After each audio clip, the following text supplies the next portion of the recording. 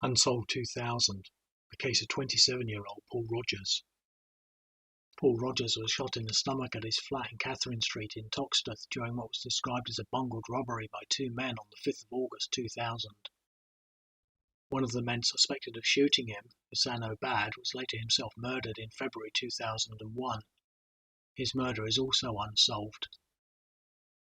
The robbery had been arranged by his neighbour, a university student, who had had a dispute with him over a stolen bicycle. She said that she had met two men in a pub and had then arranged for them to rob him. However, she said that she didn't know that either of the men had a gun with them.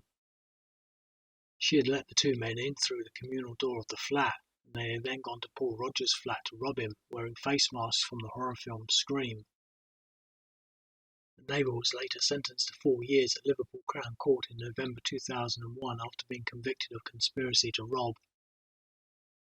The man that shot Paul Rogers was described as 5 foot 10 inches tall, wearing kicker shoes, black baggy Adidas tracksuit bottoms, a thick black padded jacket, and black leather gloves. The gun the man used was described as black and was thought to have been possibly fitted with a silencer.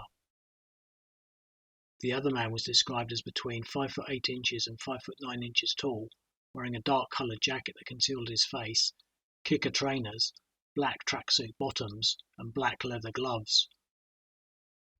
It was heard that after the two men had gone to his flat that there was an argument, after which one of the two men had shot him. The shooting took place at about 11 p.m. whilst Paul Rogers was watching television with his 9-year-old son.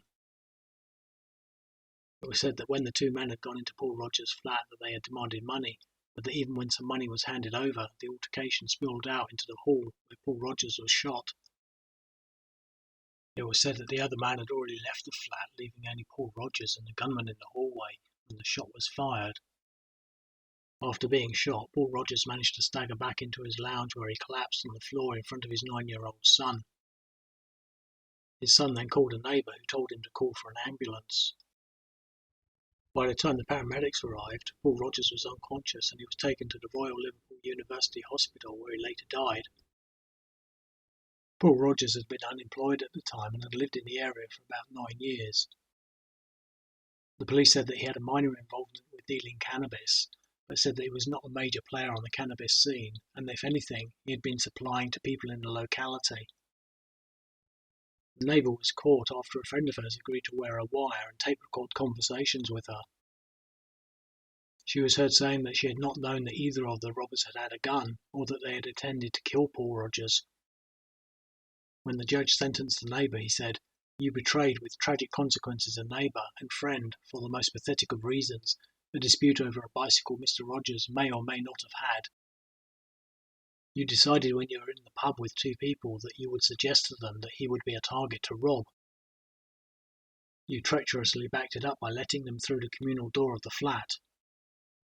Intelligent as you are, you would have appreciated that that would inevitably involve a degree of violence. I accept that you did not know that one of them was going to produce a gun and kill him. But you had known him a long time and what his habits were and must have taken a risk that there might be someone with him.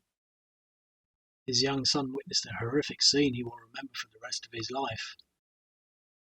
Nothing more is known about who the two men were, and Paul Rogers' murder remains unsolved to this day.